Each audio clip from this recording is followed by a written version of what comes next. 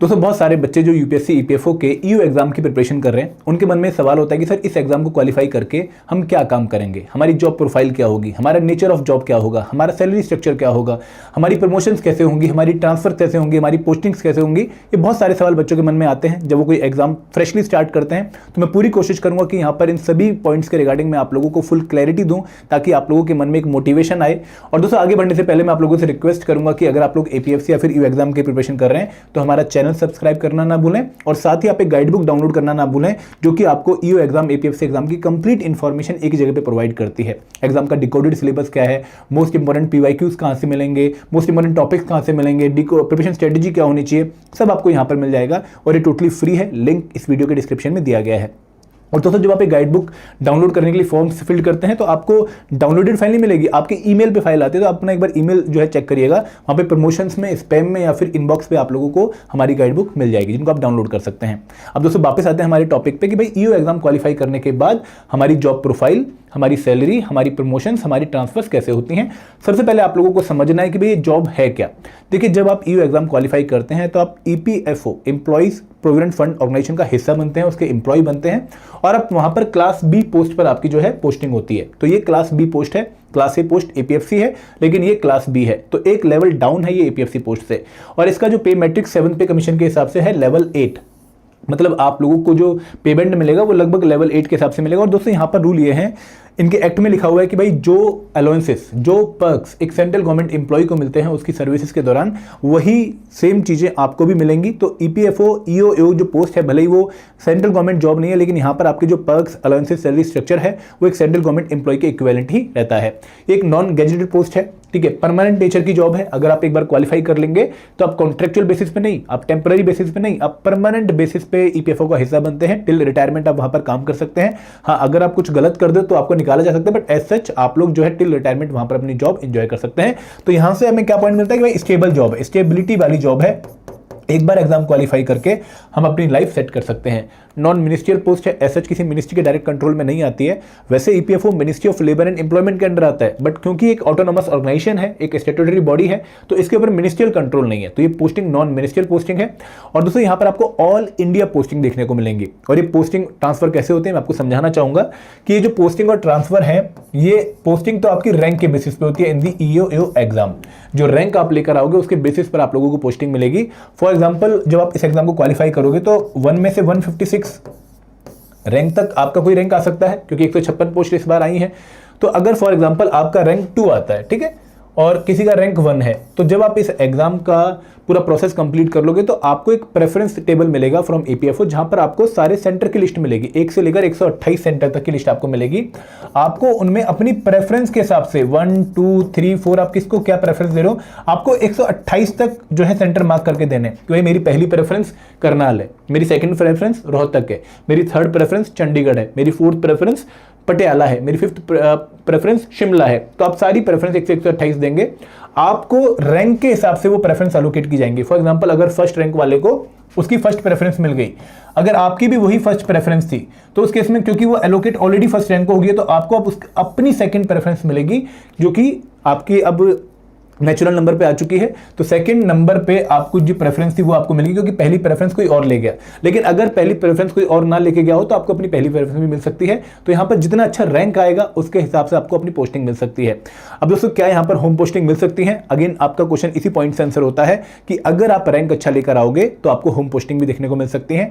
But क्या ये home posting हमारी पूरी लाइफ के लिए हमें मिल सकती है? नहीं दोस्तों, यहाँ पर एक पर्टिकुलर रीजन में, एक पर्टिकुलर जोन में आप 9 साल तक अपनी जॉब एंजॉय कर सकते हो।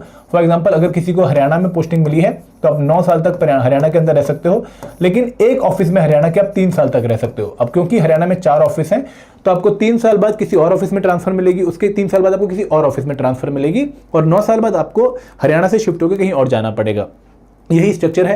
हाँ, अगर कोई एक्सेप्शन है, फॉर एग्जांपल कोई स्पाउस रिलेटेड इशू है, कोई फैमिली रिलेटेड कंसर्न है, कोई मेडिकल इश्यूज हैं, कोई डिसेबिलिटी रिलेटेड इशू है, तो आप अपने सीनियर को बता सकते हैं और उसके बेसिस पे आप लोगों को इन ट्रांसफर से एक्सेप्शन मिल सकती है, या फिर पोस्टिंग के टाइम पर भी आप लोगों को एक्सेप्शन मिल सकती है। तो आई होप ये पॉइंट आपको क्लियर हो गया होगा। आगे बढ़ते हैं। अब दोस्तों बात करते हैं रिक्रूटमेंट ऑफ ईओ की। देखिए, जब आप ये एग्जाम देने जा रहे हैं तो आप बेसिकली डायरेक्ट रिक्रूटमेंट के थ्रू ईओ पोस्ट पे सिलेक्ट हो रहे हैं, ठीक है, यहाँ पर आप कोई प्रमोशन या फिर कोई सिफारिश लेके नहीं जा रहे हैं। दो तरीके से ईओ पोस्ट पे भर्ती होती है। पहली भर्ती का स्टाइल क्या है कि भाई जो लोग ईपीएफओ में ऑलरेडी ईओ पोस्ट से नीचे पोस्ट पे काम कर रहे हैं, जस्ट लेवल 7 या लेवल 6 पे काम कर रहे हैं, उनमें से कुछ लोगों को प्रमोट होकर ईओ बनाया जाएगा। तो जो प्रमोशन है एसएसए की, उनके थ्रू आप लोगों को ईओ में कुछ भर्ती फिल होती हुई दिखेंगी। लेकिन दूसरा स्टाइल क्या है कि भाई डायरेक्ट रिक्रूटमेंट। अब डायरेक्ट रिक्रूटमेंट कैसे होती है कि ईपीएफओ रिक्वेस्ट करता है यूपीएससी को कि भाई आप मेरी पोस्ट के लिए एग्जाम कंडक्ट करवाओ। वो उनको नंबर ऑफ वैकेंसीज बताता है कि भाई कितनी वैकेंसीज खाली हैं, और फिर यूपीएससी एग्जाम कंडक्ट करता है। तो यहाँ पे जो एग्जाम है वो यूपीएससी के द्वारा कंडक्ट किया जाता है फॉर डायरेक्ट रिक्रूटमेंट। ये नॉट रेगुलर एग्जाम है, नॉन रेगुलर एग्जाम है। 2017 में हुआ, फिर 21 में हुआ, फिर 23 में हुआ, और 2 स्टेज एग्जाम प्रोसेस है। जैसा कि आप लोगों को पता भी है कि एक रिक्रूटमेंट टेस्ट है, ऑफलाइन ऑब्जेक्टिव पेपर, और फिर आप लोगों को इंटरव्यू देने का मौका मिलेगा। जब आप इस पोस्ट पे सिलेक्ट हो जाओगे तो आप लोगों को काम करने से पहले या फिर जिम्मेदारी निभाने से पहले आपको ट्रेनिंग दी जाएगी। ऑन द जॉब ट्रेनिंग होती है, फिर 3 महीने की ट्रेनिंग होती है Pandit Deendayal Upadhyay national academy for social security, जो कि दिल्ली में है। कई बार आपकी नेशनल लॉ यूनिवर्सिटी में लीगल जो है फील्ड से रिलेटेड ट्रेनिंग भी होती है। तो आप लोगों को लगभग 1-1.5 साल जो है ट्रेनिंग मिलती है on the job, of the job, और इसके साथ आप लोगों को प्रोबेशन पीरियड भी 2 साल का सर्व करना पड़ता है। उसके बाद आप लोग प्रॉपर जो है जिम्मेदारी निभाना शुरू करते हैं। कुछ केसेस में अगर रिक्वायरमेंट है तो आपको पहले भी काम एलोकेट हो जाता है, बट ट्रेनिंग आपकी ड्यूरिंग जॉब भी चलती रहती है। आगे बढ़ते हैं। अब दोस्तों बात करते हैं सैलरी स्ट्रक्चर की। और देखो जो मैं आपको सैलरी स्लिप दिखा रहा हूँ एकदम लेटेस्ट है, मई 2025 की है, क्योंकि जो ज्वाइनिंग थी वो अप्रैल में आई। तो ज्वाइनिंग के तुरंत बाद आपको क्या सैलरी मिलेगी आप समझिएगा ध्यान से कि भाई आपका जो पे बैंड है 7th पे कमीशन के हिसाब से वो 9300 से लेके 34,800 का है, और आपका जो ग्रेड पे है वो है 4800 का। ठीक है, तो यहां पर आपकी जो बेसिक पे बनती है वो बनती है 47,600। इसके ऊपर 55% का आपको डीए मिलेगा, तो आपकी जो सैलरी होगी 26,180 और इसमें ऐड हो गए। परिवहन भत्ता ट्रांसपोर्टेशन अलाउंस आपको मिलेगा 5,580, और आपको एचआरए मिलता है 14,280। अब बच्चों को डाउट आता है कि सर क्या यहाँ पर हमें गाड़ी मिलेगी, क्या हमें यहाँ पर बंगला मिलेगा, घर मिलेगा? देखो अगेन जिस जोन में या फिर जिस ऑफिस में आपकी भर्ती हुई, अगर वहाँ पे जो टाउनशिप है ईपीएफओ की या फिर जो क्वार्टर्स है ईपीएफओ, अगर वहाँ पे कोई क्वार्टर वैकेंट है तो आपको क्वार्टर मिल जाएगा। बट एज सच आप लोगों के लिए कोई प्रोविजन नहीं कि भाई आपको बंगला मिलेगा ही मिलेगा। अगर नहीं है तो आपको एचआरए मिल जाएगा, गाड़ी का भी कोई प्रोविजन नहीं है। हाँ, जब आप ऑफिस ड्यूटी करने जा रहे हो, फॉर एग्जाम्पल आप ईओ पोस्ट पे जो है आपकी रिक्रूटमेंट हुई और आप जो है फील्ड विजिट करने गए, कोई इंडस्ट्री विजिट करने गए, तो उस केस में आपको जो फैसिलिटी है कार की वो दी जाएगी, आपके साथ एक ड्राइवर होगा। But as such personal use के लिए आपको परमानेंट 24 घंटे की गाड़ी नहीं मिलती है। अब दोस्तों यहाँ पे कुछ बच्चों को डाउट ये भी आता है कि सर ईओ एओ क्या ये अलग अलग पोस्ट है? नहीं दोस्तों, गंगाधरी शक्तिमान है। ईओ एओ एक ही पोस्ट है। एक पर्सन जब सिलेक्ट होता है तो पहले कुछ टाइम तक वो एओ बनता है, ठीक है, अकाउंट ऑफिसर बनता है। वो फील्ड जॉब नहीं करता है, वो डेस्क जॉब करता है, और अकाउंट्स क्लेम वगैरह सेटलमेंट का पूरा प्रोसेस वो समझता है। और जब वो पर्सन उसके बाद रेडी हो जाता है, उसको सारी चीज़ें पता लग जाती हैं, फिर वो ईओ पोस्ट के लिए जो है काम करता है, इन्फोर्समेंट ऑफिसर पोस्ट पे काम करता है, जहां पर वो फील्ड जॉब ज़्यादातर करता है। ठीक है, वापस आते हैं इस पे। फिर दोस्तों बहुत सारे अलाउंसेस हैं। सिटी कंपनसेटरी अलाउंस है depending on your posting, special pay allowance है, ठीक है, पर्सनल पे अलाउंस है, then there is fixed medical allowance, deputation allowance, tuition fees, अगर आपके बच्चे हैं और दो बच्चे हैं, हम दो हमारे दो, तो स्मॉल फैमिली अलाउंस भी है, वॉशिंग अलाउंस भी है। तो बहुत सारे अलाउंसेस हैं। तो आपकी जो सैलरी बनती है इन टोटल वो 95,640 बनती है। बट क्या यही सैलरी हमारे इन एंड आएगी? नहीं, यहाँ पर आपका एनपीएस कंट्रीब्यूशन कटेगा 7378, और अगर आपने कोई और एडवांस ले रखा है फ्रॉम ईपीएफओ तो उसके भी जो है आपको पैसे डिडक्ट करवाने पड़ेंगे। तो फाइनली आपकी जो इन हैंड सैलरी आ रही है as such without any advance की जो आप रीपेमेंट कर रहे हैं तो वो है 88,000 इन हैंड। तो लगभग 85,000 से लेकर 90,000 के बीच में आप लोगों को इन हैंड सैलरी मिलेगी सून आफ्टर ज्वाइनिंग। और दोस्तों अमाउंट बुरा नहीं है। तो बहुत सारे अलाउंसेस हैं, जैसे स्टैंडर्ड अलाउंस क्या है, DA, TA and house rent allowance. फिर आपको अदर अलाउंस जैसे city compensatory allowance, fixed medical allowance, deputation allowance, tuition fee वगैरह मिलते हैं। और फैसिलिटीज़ क्या है, आपको लीव टर्म कंसेशन फैसिलिटी है कि भाई आप साल में एक बार कहीं घूमने जा सकते हो, ईपीएफओ खर्चा उठाएगा, सेंट्रल गवर्नमेंट हेल्थ स्कीम का पार्ट बन सकते हो, ग्रुप इंश्योरेंस स्कीम का पार्ट बन सकते हो। तो ये सारी फैसिलिटीज़ आपको यहाँ पर अवेलेबल हैं। आगे बढ़ते हैं। अब दोस्तों बात करते हैं आपके वर्क एरियाज़ की। देखिए जस्ट लाइक एपीएफसी, उनके जो वर्क एरिया थे कहीं ना कहीं उन्हीं के अंडर आपने काम करना है और प्रमोट होकर आपने एपीएफसी ही बनना है। तो आपके वर्क एरियाज काफ़ी सिमिलर हैं दैट ऑफ एपीएफसी। यहाँ पर आपका भी काम इन्फोर्समेंट ऑफ द एक्ट है, जो पीएफ एक्ट है या पेंशन स्कीम है या फिर जो इंश्योरेंस स्कीम है उनको फोर्स करना। बट आपका काम बेसिकली असिस्ट करना होता है एपीएफसी को उसकी फंक्शनिंग में।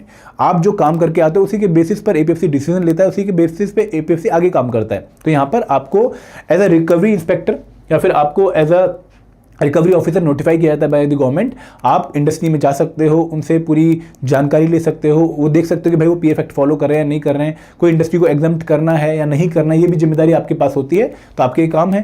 देन दोस्तों आपके जो ट्रेनिंग होती है वहाँ पर आपको थोड़ा एडमिनिस्ट्रेटिव वर्क के रिगार्डिंग में समझाया जाता है, क्योंकि कई बार जब एपीएफसी नहीं होता या फिर कोई और सिचुएशन है तो उस केस में आपको भी जिम्मेदारी निभानी पड़ेगी।